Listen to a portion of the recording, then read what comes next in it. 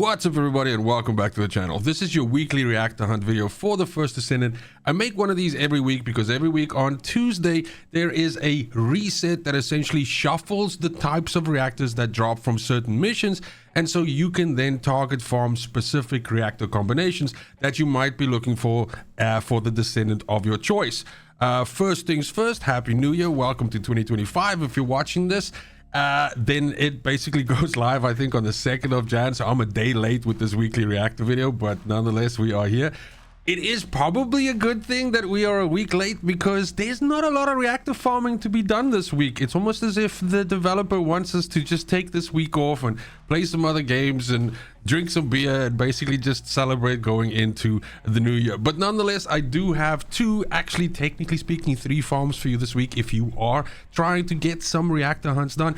But first things first, how do I compile this information? Well, I can create a table like this which has every single descendant in the game with what is known as their best in slot reactor, and then you can actually combine that together because certain descendants use the same reactor combos. Good example would be Enzo and Lepic, both using fire and tech. So when you're farming for a Lepic reactor, you're also farming for an Enzo reactor, which is really good and does cut down on the time required to actually get the perfect reactors. Hopefully, at least that's the theory. Now, there is an in-game system that allows you to essentially look at this information by simply going to difficulty level rewards, which is from the map screen, pressing F on your keyboard or whatever that button is on controller.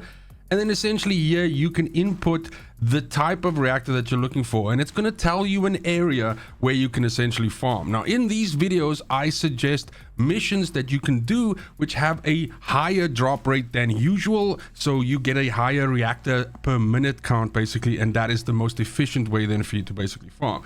Now, as I mentioned, there's not a lot of good farms this week. But if you are looking for a reactor for Enzo, Yujin, and Luna, you're in luck because there's actually 2 very decent spots for you to farm this week. Now, that reactor that I'm mentioning is a materialized singularity, so it's non-attribute singular. Now, for Yujin and Luna, these are for their DPS, their AoE builds. So in the case of, for example, Yujin, this is if you want to use proliferating allergy, the mod, because that modifies your second ability. Maybe I can just move my face over here. That modifies your second ability into a non-attribute singular skill, and so therefore that is why you would want a reactor like this. Likewise for Luna, Luna also has a AoE damage build that uses a mod called Noise Surge. So if you're looking for a reactor for specifically that mod, then you'll also want one of these bad boys, which is, like I said, non-attribute singular. So if we go to the map here and we put in non-attribute and we put in singular, we're going to see 2 different areas, the fence line and Vermilion Waste. And the good news is both of these are phenomenal, and both of these are also kind of like the same farm. Both of these work with something called the Valby method, where you essentially use Valby in the outpost and you kind of knock out the reactors and then just spend the entire 2 minutes and 36 seconds that it takes for the mission to fail just cleaning up the enemies on the outside and not actually dealing any damage to the boss. Now, like I said, both of these areas are okay. This is actually the old original OG Valby outpost, if I can put it that way, but my suggestion to you is rather to do the Vermilion Waste one. So the Vermilion Waste outpost, the same thing. Both of these have these reactors dropping from them this week, and I would highly recommend you to rather run this outpost. This outpost has a higher let's say per hour yield for character XP, gold, weapon proficiency, Kuiper, all of that, and then of course also you will have more of these reactors dropping as well. So yes, you do have 2 options here this week. I would absolutely again advise you to go Vermilion Waste, but the good news is if you get a little bit tired of this one, then you can just like mix it up and go do the other one. Then it's also a really good week for Freyna. So Freyna of course uses toxic mechanics, which is toxic and tech. For whichever build you are trying to run with Freyna, that is the reactor of choice that you're looking for.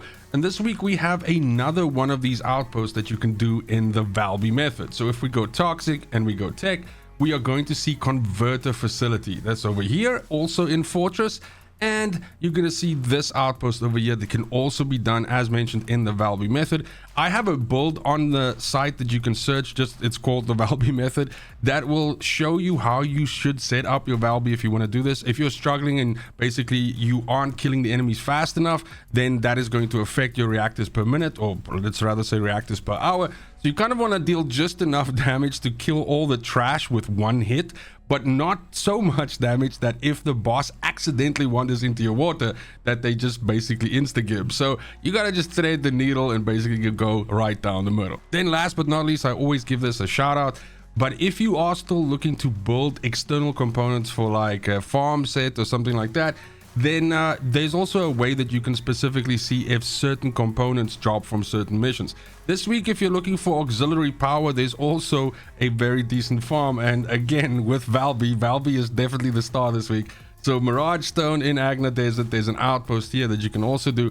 And then of course, instead of reactors dropping, you will see a lot of these auxiliary power external components dropping. And hopefully some of them can be double gold stat ones with some decent rolls on so that you can get your farm set done and dusted, or at the very least started. That's it. Like I said, short video today. We don't have a lot of farms going on. Of course, there's always other things to do in the game, you know, things like void vessel runs and whatever. So there's always something to keep you busy. But as I mentioned, sometimes it's good to have, let's say, a less crowded week, and that means that you can spend some time with other games or doing some other shit that you like. Either which way, thank you very much for all the support in the videos for the First Descendant. It has been phenomenal. I'm gonna see you in the next video. As always, fucking cheers.